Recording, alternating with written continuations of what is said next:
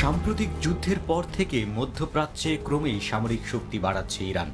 যুক্তরাষ্ট্র ও ইসরায়েলের হুমকি ধামকির মধ্যেও নতুন যুদ্ধের প্রস্তুতি নিচ্ছে দেশটি। এছাড়া নতুন করে বাণিজ্য নিষেধাজ্ঞা আরোপ করেও কিছুতেই ইরানকে পরমাণু কর্মসূচি থেকে দূরে সরানো যাচ্ছে না। আর তাই দিন দিন মধ্যপ্রাচ্যে নিজেদের আধিপত্য হারানোর শঙ্কায় পড়েছে যুক্তরাষ্ট্র। এই পরিস্থিতিতে প্রথমবারের মতো মধ্যপ্রাচ্যে আত্মঘাতী ড্রোন মোতায়েন করছে যুক্তরাষ্ট্র। এসব ড্রোন ইরানের তৈরি বিশ্বব্যাপী সাড়া জাগানো শাহেদ 136 ড্রোনের মতোই। শুধু তাই নয়, এই ড্রোন পরিচালনার জন্য টাস্কফোর্স স্করপিয়ন স্ট্রাইক নামে নতুন একটি বিশেষ বাহিনীও গড়ে তুলেছে ট্রাম্প প্রশাসন। মধ্যপ্রাচ্যের মতো কৌশলগত অঞ্চলে এ ধরনের ড্রোন মোতায়েনকে ইরানের বিরুদ্ধে খেলার মোড় ঘুরিয়ে দেওয়ার মতো একটি পদক্ষেপ বলে মনে করছেন মার্কিন কর্মকর্তারা। মধ্যপ্রাচ্যে মার্কিন সামরিক অভিযান পরিচালনাকারী সেনকম জানায়, নতুন ড্রোন শক্তি গড়ার উদ্যোগ হাতে নিয়েছে যুক্তরাষ্ট্র। আর মধ্যপ্রাচ্যে মোতায়েন করা এই ড্রোন ইউনিট তারই অংশ। মধ্যপ্রাচ্যের ভূখণ্ডে এই ইউনিট মার্কিন বিশেষ বাহিনীর অধীনে কাজ করবে। মধ্যপ্রাচ্যের আকাশে নতুন ড্রোন প্রযুক্তি পরিচালনায় সুদক্ষ করে এই ইউনিটের সদস্যদের প্রশিক্ষণ দেওয়া হয়েছে। এই বাহিনীতে প্রায় 20 থেকে 25 জন সদস্য আছে। এসব আত্মঘাতী ড্রোনগুলো স্থাপন ও পরিচালনা করবে। লুকাস নামের এই ড্রোন দেখতে এবং ক্ষমতার দিক থেকেও ইরানি শাহেদ 136 এর মতো।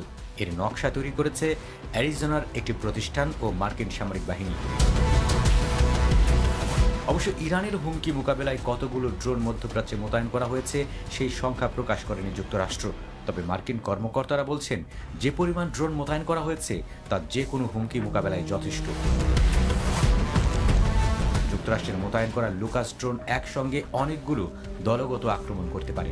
প্রতিটি ড্রোন তৈরি করতে খরচ পড়ে তুলনামূলকভাবে খুবই কম।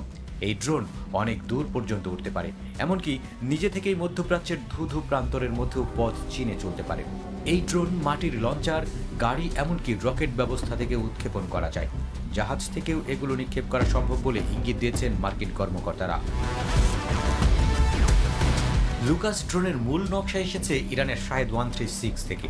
মার্কিন সামরিক বাহিনী ইরানের ধ্বংস হয়ে যাওয়া একটি শাহেদ ড্রোন পেয়ে সেটির সব অংশ খুলে নিজেরা এই ধরনের ড্রোন তৈরি করেছে। মার্কিন কর্মকর্তারা বলছেন, এটি প্রায় পুরোপুরি শাহেদ ড্রোনের মতোই। সমর বিশেষজ্ঞরা বলছেন, ইউক্রেন যুদ্ধে শাহেদ ড্রোন ব্যবহার করে ব্যাপক সফলতা পাচ্ছে রুশ বাহিনী। এছাড়া ইসরায়েলের বিরুদ্ধে গত কয়েকটি অভিযানে এই ড্রোন ব্যবহার করেছে ইরান। ড্রোনগুলো বেশ সস্তা হওয়ায় একসাথে অনেকগুলো উৎক্ষেপণ করা যায়। যুক্তরাষ্ট্রও বুঝেছে, বিপুল সংখ্যায় সস্তার ড্রোন ব্যবহার করলে প্রতিপক্ষের আকাশ প্রতিরক্ষা ব্যবস্থা সহজে দুর্বল হয়ে পড়ে। তাই যুক্তরাষ্ট্র নিজেরাও এই ধরনের ড্রোন তৈরি ও ব্যবহার শুরু করেছে।